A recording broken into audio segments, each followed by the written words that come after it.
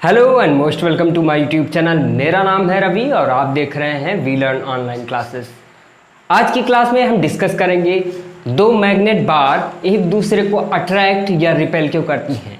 चुंबकीय छड़ें चुंबक एक दूसरे को आकर्षित या प्रतिकर्षित क्यों करते हैं।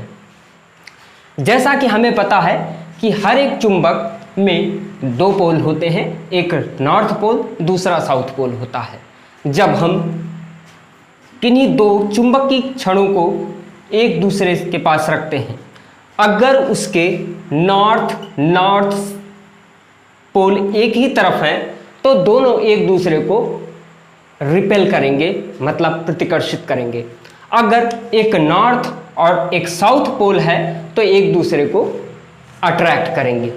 जानते हैं इसका कारण क्यों। जैसा कि हमें पता है कि किसी भी चुंबक में चुंबकीय बल रेखाएं होती हैं। चुंबक के बाहर नॉर्थ पोल से निकलकर साउथ पोल में चुंबकीय बल रेखाएं प्रवेश करती हैं और एक वक्र बनाती हैं।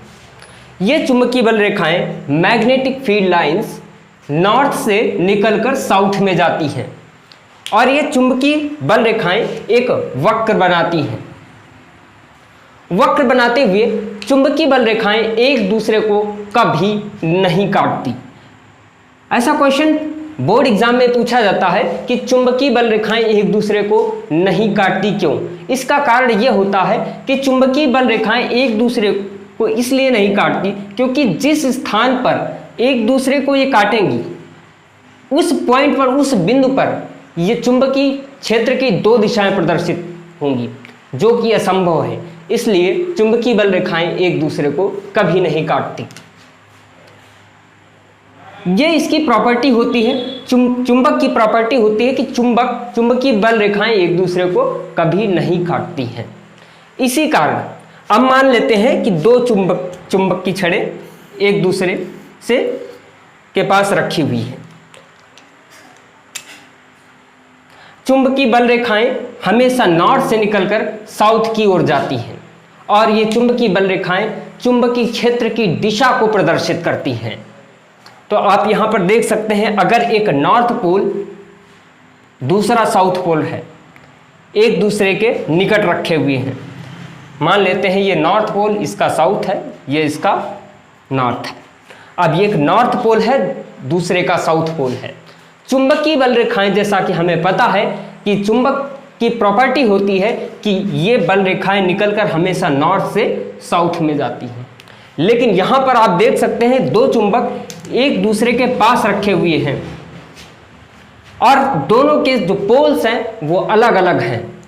तो चुंबकीय बल रेखाएं जो निकलेगी वो नॉर्थ से साउथ में जाएगी, तो इसके नॉर्थ से निकलकर इसी के अगले वाले चुंबक के छड़ के साउथ में चले जाएंगे, साउथ पोल में चले जाएंगे, जिसके कारण ये दोनों एक दूसरे को अट्रैक्ट करते हैं, एक दूसरे को अट्रैक्ट करने लगेंगे। अगर यहीं पर इसका अपोजिट हो जाए, यहीं पर इसका अपोजिट हो जाए कि चुंबकीय छड़ें हमने दोनों तरफ, इधर भी नॉर्थ रखा, इधर भी इसका नॉर्थ है, दोनों की जो डायरेक्शन है, दोनों के पोल हैं एक दूसरे के पास रखे हुए हैं, सेम पोल हैं। अब सेम पोल होने के कारण चुंबकीय बल रेखाएं हमें पता है कि नॉर्थ से निकलकर साउथ में जाती हैं। अब यहां से चुंबकीय बल रेखाएं नॉर्थ से निकलकर साउथ में जाएंगी, यहां से चुंबकीय बल रेखाएं निकलकर नॉर्थ से साउथ में जाएंगी, लेकिन यहां पर एक दूसरे से नजदीक होने के कारण चुंबकीय बल रेखाएं नॉर्थ से साउथ में जाती हुई चुंबकीय बल रेखाएं एक दूसरे को काट नहीं सकती हैं। इसलिए ये इस पर रिपल्शन लगाएंगी, एक दूसरे को प्रतिकर्षित करेंगे, एक दूसरे को प्रतिकर्षण का फोर्स लगाएंगी।